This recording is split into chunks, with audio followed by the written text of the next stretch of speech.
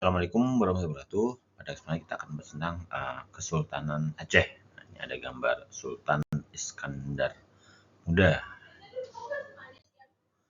Kemudian untuk berdirinya Kesultanan Aceh, Kesultanan Aceh didirikan oleh Ali Mughayat Shah sekitar tahun 1547. Ini didirikan di atas bekas wilayah Kesultanan sebelumnya yaitu Pedir, Daya, Lidi, dan Nakur.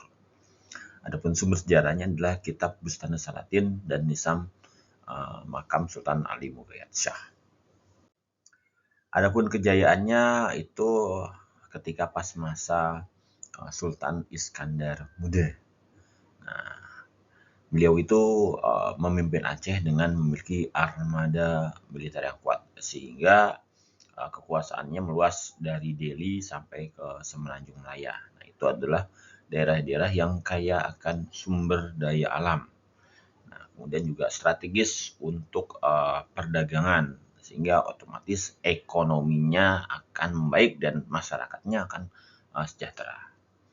Nah, kemudian Aceh juga pada masa beliau itu menjalin hubungan baik dengan negara-negara lain, termasuk negara Eropa. Nah, di sini adalah termasuk adalah dengan Inggris maupun Belanda. Kalau yang sesama Muslim ya mungkin adalah ada negara Turki ya, Turki Ottoman atau Turki Utsmani. Kemudian menjadi pusat perdagangan internasional ya. Ya tadi karena wilayahnya luas dan banyak bisa dijadikan pelabuhan-pelabuhan internasional, maka kemudian itu menjadi pusat perdagangan internasional. Samping itu juga wilayah ya tadi juga kaya akan lada dan barang tambah berupa timah. Kemudian adanya kitab adat mahkota alam. Nah, kitab adat mahkota alam ini mengatur tentang sistem pemerintahan, hukum, militer, ekonomi, dan etika pejabat sosial. Nah, ini kitab ini dibuat berdasarkan syariat Islam dan adat. Nah, dengan adanya hukum yang jelas, maka pemerintahan bisa berjalan dengan baik. Kemudian kita akan bahas tentang keruntuhan Sultan Aceh. Nah, sepeninggal Sultan Iskandar Sani, itu Aceh mulai mengalami kemunduran. Nah, apa penyebabnya?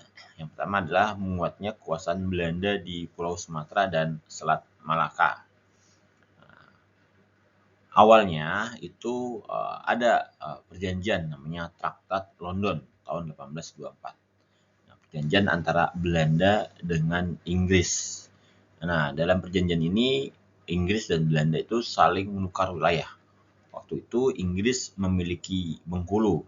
Kalau kalian ingat ada bunga bangkai atau bunga Rafflesia arnoldi, nah itu kan adanya di Bengkulu. Nah, itu Bengkulu ditukar dengan wilayah Malaka atau Melayu atau Malaysia sekarang ya.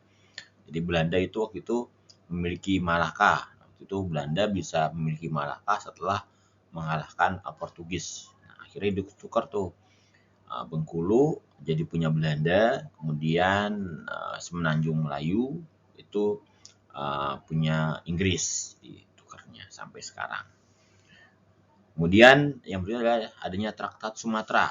Nah, ini perjanjiannya adalah antara Inggris dan Belanda juga.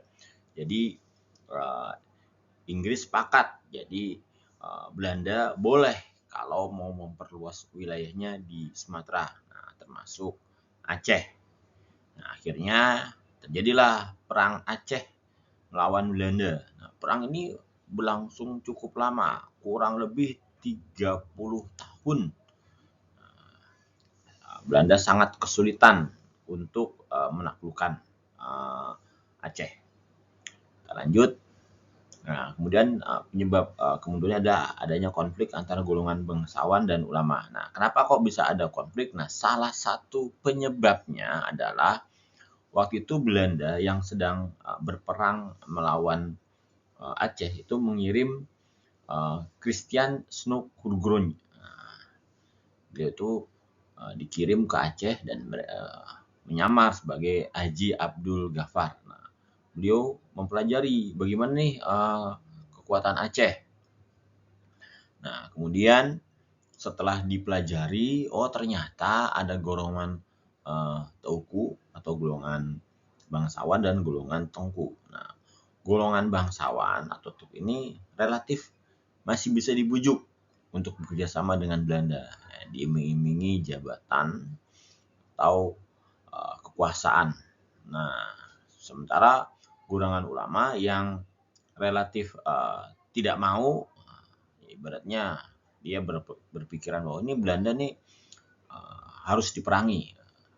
Akhirnya Belanda memutuskan untuk memerangi kaum ulama. Nah, kemudian karena perang itu kan berlangsung cukup lama ya, dan namanya perang kan butuh pendanaan. Nah, ketika kaum bangsawan banyak yang berhasil dibujuk oleh Belanda, otomatis pendanaannya akan berkurang. Nah, sehingga akhirnya perlawanannya melemah sehingga akhirnya bisa kalah. Oke, sekian untuk kali ini. Assalamualaikum.